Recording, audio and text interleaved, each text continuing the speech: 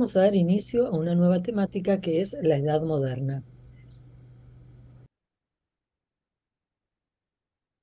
¿Dónde nos ubicamos históricamente? Bueno, nosotros habíamos trabajado hasta la clase anterior todo un proceso que toma la Edad Media y con el Renacimiento da inicio a esta nueva Edad Moderna, que va a abarcar desde el siglo XV hasta el siglo XVII. Veíamos que la Edad Moderna se inicia con la caída de Constantinopla en 1453, que es la caída del Imperio Romano de Oriente. Y también la Edad Moderna, con esta caída del Imperio Romano, da lugar a la necesidad de buscar nuevas rutas comerciales por la expansión del mercantilismo, para lo cual, como no tiene la posibilidad Europa Occidental de acceder hacia Oriente, porque las rutas están cerradas por los turcos, por la caída de Constantinopla, se buscan nuevas rutas y desde ese lugar comienzan los descubrimientos de nuevos continentes, tanto como el americano o lo que es el proceso de la colonización de la costa africana. Bueno, y luego del siglo XVII-XVIII, bueno, ya veremos la edad contemporánea, que será nuestro tema posterior a esta edad moderna. ¿Cómo es el panorama histórico entonces en estos siglos? Desde este siglo XVI y XVII vemos que comienza el comercio a expandirse y es la fundamental fuente de riqueza. Los reinos entran en este periodo considerado mercantilista que va a ir hacia lo que es considerado el capitalismo. Y con ello lo que observamos que hay una época de muchos cambios significativos en términos de lo que tiene que ver con la economía, la política, la religión, la cultura, la ciencia. Este renacimiento que había dado lugar a todo un movimiento cultural que había iniciado allí en Italia, que se fue extendiendo por toda Europa, dio como lugar un florecimiento en lo artístico, literario y científico, y todo ello genera cambios sustanciales en relación al lugar de la Iglesia.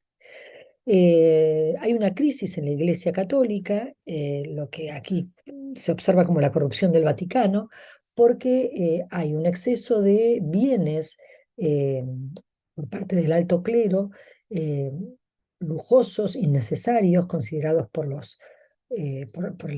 que va a ser la reforma, que hace todo un planteo de cuestionamiento frente a la Iglesia Católica, y también la venta de indulgencias, que es la compra del perdón divino, que solo pueden pagar los adinerados.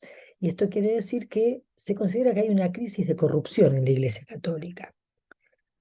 Por otro lado, vemos que hay un crecimiento y un alejamiento de esta alta eh, Iglesia Católica, el alto clero, el Papa, se va separando de los monarcas que van teniendo como una preponderancia en lo que es los nuevos estados-nación que se van consolidando y dan lugar al absolutismo monárquico.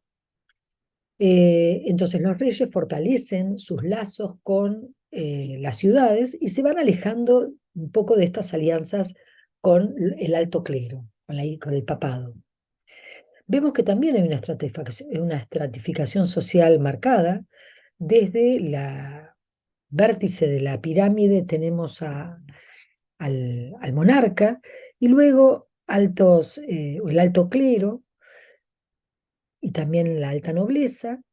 Y bueno, los estratos van bajando hasta llegar a los campesinos, artesanos, pasando primero por las clases medias, que son las que van creciendo notablemente con el florecimiento del comercio. Decíamos que, bueno, surge una situación de crisis en la Iglesia Católica y Martín Lutero es quien va a encabezar y liderar la reforma. ¿Qué es la reforma? Porque estamos en este proceso de reforma y contrarreforma en la Edad Moderna. La reforma que plantea Lutero tiene algunos aspectos que van como cuestionando la Iglesia Católica. Por un lado, dicen que no es el Papa quien tiene las palabras sagradas, sino la Biblia, que el sacerdote tiene que ser una guía espiritual y no un mediador entre la palabra divina y los fieles, que el fiel tiene derecho a interpretar la Biblia y que habría que eliminar el clero regular y también el celibato, que es lo que corresponde a la no posibilidad de contraer matrimonio por parte de los integrantes de la Iglesia. Frente a esta reforma propuesta por Lutero, la Iglesia se reúne en el famoso Concilio de Trento en el 1545 para, bueno, plantear algunas estrategias para contrarrestar esta reforma que venía avanzando.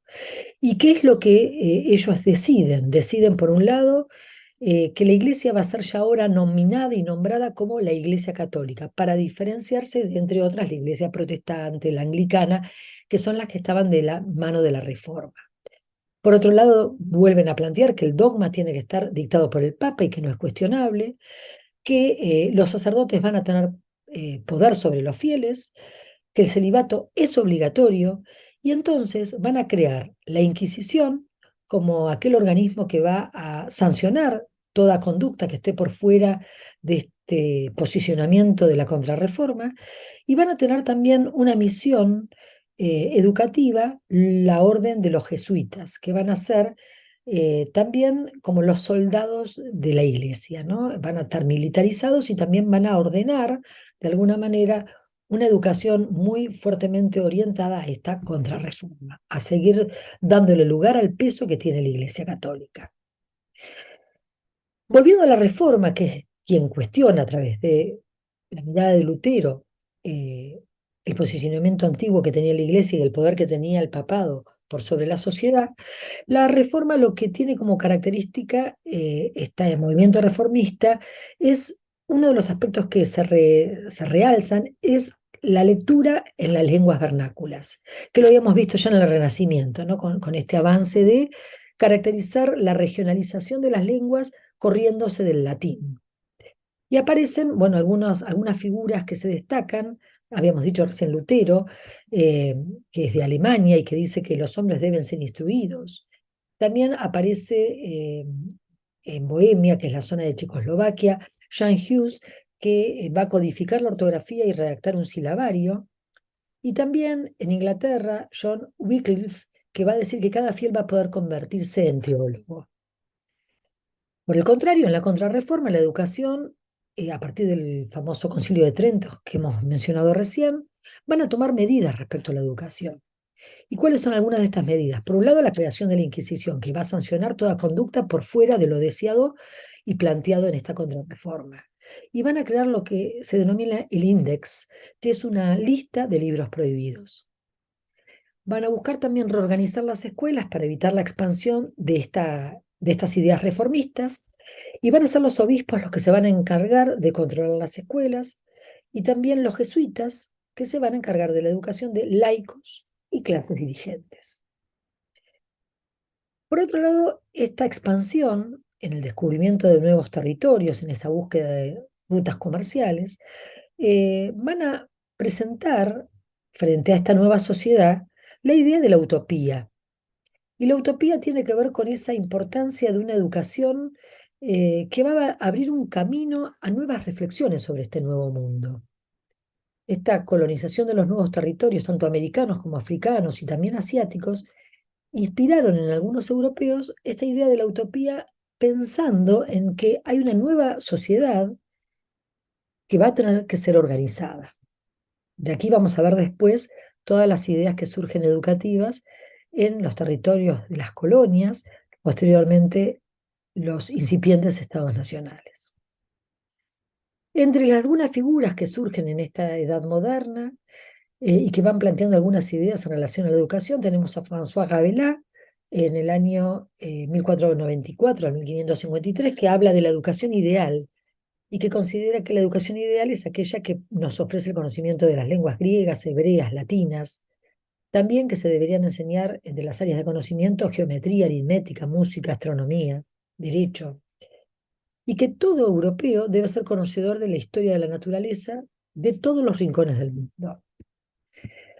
Aparecen también las ideas de Tomás Moro, que considera que los niños tienen que aprender las lenguas natales y que además tienen que aprender el conocimiento de las áreas tradicionales que ya existían. Y deben combinar la instrucción con el trabajo agrícola y artesanal, y que debería ser mediante el juego. Igual Tomás Moro es representante de las ideas de la contrarreforma. También aparece una figura muy importante que es considerado el padre de la didáctica o de la didáctica magna, que es Comenio. Comenio, ya en el año 1592 al 1670, va a proponer una transformación educativa y va a plasmar como el primer ordenador o el primer criterio de una didáctica que va a orientar cómo se organiza lo que después va a ser el sistema educativo. ¿M?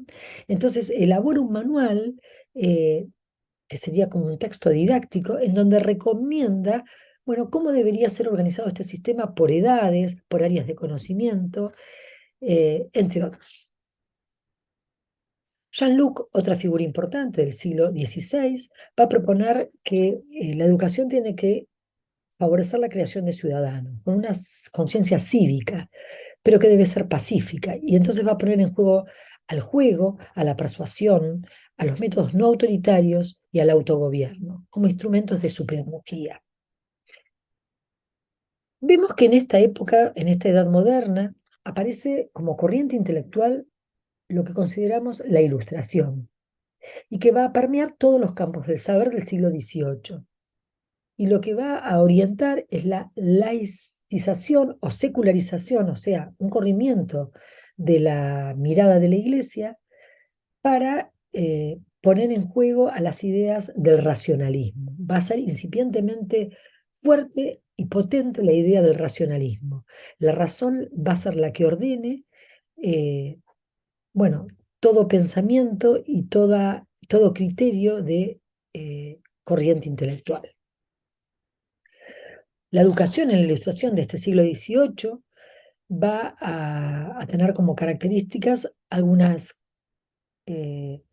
aspectos tales como tenemos que entender que con el descubrimiento de América para esa época surge la creación y la invención de la imprenta. Y con la invención de la imprenta va a surgir la necesidad de, bueno, favorecer la creación, la producción de libros y del acceso a la alfabetización.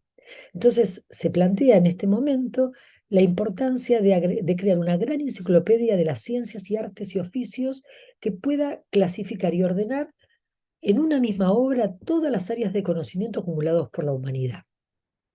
Va a aparecer también la figura de Rousseau en este siglo XVIII. Rousseau es un pensador próximo a la incipiente Revolución Francesa que va a tomar como centro de enseñanza al estudiante, al niño. Y en su obra El Emilio, de 1762, va a proponer un acercamiento pedagógico para la enseñanza infantil, y él consideraba que la sociedad era corrupta y que el niño nacía bueno por naturaleza, por lo tanto había que alejarlo de las grandes ciudades para que su esencia no se pierda. Por lo tanto, en este libro El Emilio va a ser toda una caracterización de cómo debería ser la educación para la infancia. Aparecen también para esta época obras literarias muy conocidas, tanto como Robinson Crusoe o Los viajes de Gulliver, Jonathan Swift, entre otras. Entonces, algunos aspectos relevantes de la educación en la modernidad podríamos decir que son los siguientes.